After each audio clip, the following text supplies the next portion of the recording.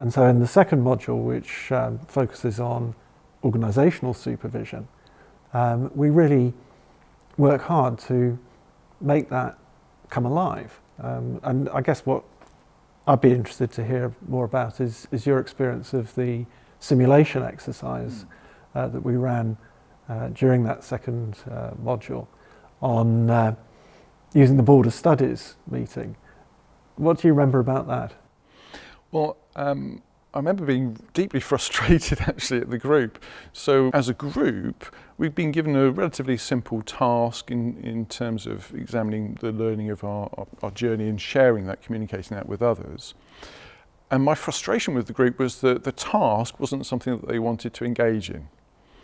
And so there was really something very present in the room that was blocking people from dealing with what, at least in my view, was a simple sort of journey to go on. So it all became deeply kind of complicated and frustrating, both for myself as well as other people in the room. And that was a wonderful sort of experience to kind of go through in terms of just going, you know, this is an extension of organisations and group dynamics that kind of pop up all the time in teams or in group sort of settings. And it was lovely to be held in that space and then to receive input from the coaches and also to hear the supervisors' kind of commentary that on reflection would have helped us as a group to actually process what we were getting stuck with and to move further forward. So in living it, it also helped us understand what the value is of both team coaches and by extension the huge value that could be had by the supervisor offering the inputs that came back through to us. So even though it was frustrating at the time, there was deeply frustrating, but somehow real as well. Yeah, I mean it was a simple task, but the group made it really complex, and that's where, you know, the dilemmas sort of started to provide good learning material. Yes, and that so often happens, doesn't it, in organisations?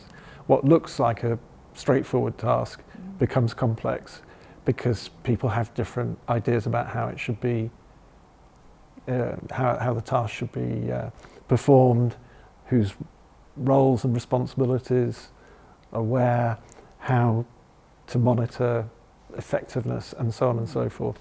And so, of course, to then get involved in a real activity that was to do with the quality maintenance, quality standards of Ashridge, it was very challenging. So we created that opportunity to really work with some of those dynamics and patterns in real time. David asked Peter about the organisational simulation we did at the Board of Studies meeting. And I'd love to hear your take on it, because Peter was wonderful. He was talking about how frustrating it was.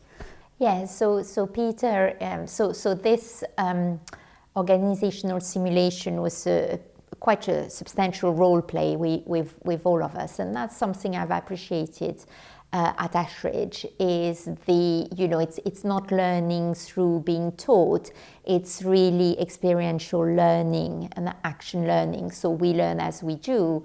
And on that particular event, there is a group of us who has to go and present to the Board of Study and give feedback. And then there are various roles and responsibility. Now, what was interesting, my take on it was I was part of the wider group. So therefore, actually, my role was less involving than Peter, so I could actually observe, but the learning for me was tremendous, because I could see that there was a lot going on between 2 or 3 members of in the simulation. You could really see the transference and the counter-transference completely at play. And it was also interesting as a member of the group, apparently not doing very much, but being there and really absorbing, as you were saying, before, absorbing all the emotion in the room and being able to reflect on them, and then trying, not always very successfully in that particular simulation, but trying to, by asking questions, change some of the dynamic. So in my role, I didn't feel the same. Well, I felt internally the frustration that Peter was really experiencing, but it was more by proxy through the transference. But it was a very worthwhile, moment to experience, because then it's very valid for what we do in supervision. There was a lot of conflict, a lot of frustration, and yes, and then we then debriefed, and the whole conflicting dynamic continued in the debriefing. Oh, yes. Which and you could see a couple of people quite upset. Yeah. yes. Yes, but that, I think, is where it's for me. It's a great way of learning, being in the center of the action and what's going on, and the whole emotion in the room. Absolutely, yes. I'm thinking about the research into effective psychotherapy. Has shown pretty incontrovertibly that you need to have a witnessing left hemisphere of the brain, a witnessing part of us, adult ego state type thing, and experience it at the same time. That it's not enough to talk a story, this happened and this happened, oh, now I understand. You've got to re-evoke the feelings. Yes. So that learning, if you can witness and be in it at the same time, it's quite... Yes, that connection for me was very powerful. One aspect of the programme that I'm really proud of is the way that we combine consulting and coaching supervision. I think it's unique in that offer, and I think it's a really exciting feature of the way that we work. But I'm aware that a lot of people come to Ashridge because of our reputation around coaching and coaching supervision. How much consulting supervision have you done since you graduated? Well, do you want to say, what you mean by consulting supervision, and then that gives me an opportunity to double check how much of it I've really been doing? I mean, what I mean by consulting supervision is working with organisation consultants. So people whose role may not be their entirety, but whose role it is to work with teams or organisations in service of more effective or higher quality interaction, teamwork, change processes, and so forth. So it's around working with groups, essentially, rather than with individuals, as you might do in a... Phew, so I've done some of that then. That's good. I think we'll be okay. So at one level, I've been doing it with individuals who are management consultants, managing directors of their firms, or HR directors, helping them to understand what they're setting up, not just in terms of governance structures and programs and sort of interventions, but how they're looking at the relationships and creating collaborations.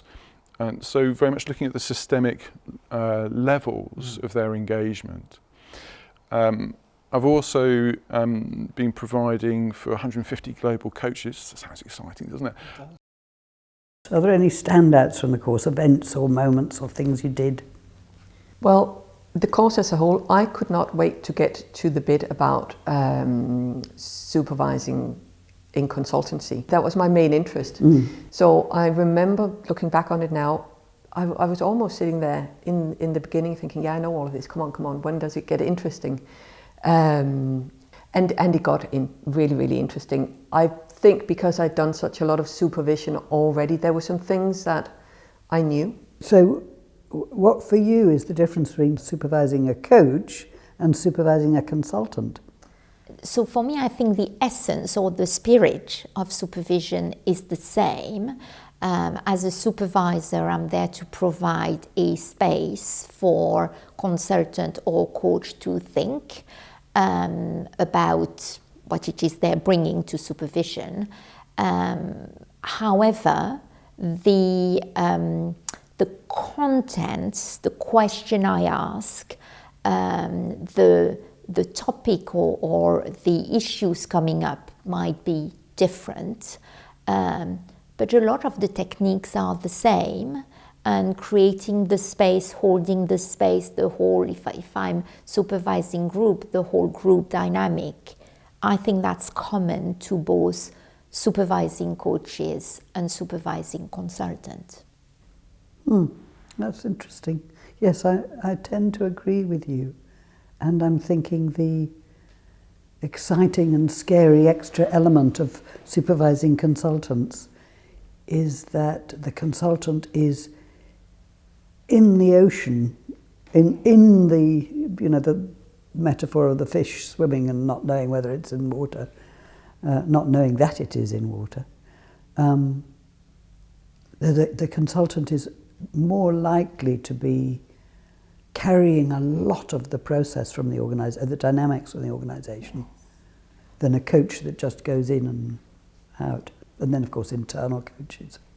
Yes, and I was going to say that, Charlotte, actually. Maybe I find supervising consultants a little bit more, has a lot more affinity with me in a way, because I come into coaching from the internal coaching faculty. So I started as an internal coach for a global international organization. So I've always been surrounded by, you know, complex organizational issues and history, and I actually love that. You know, I really find that aspect of organizational life very interesting, and I think it really informed the supervision, and it adds a layer to it. Oh, right. Yes. So you're used to being in the water with the fish, I am. and also having to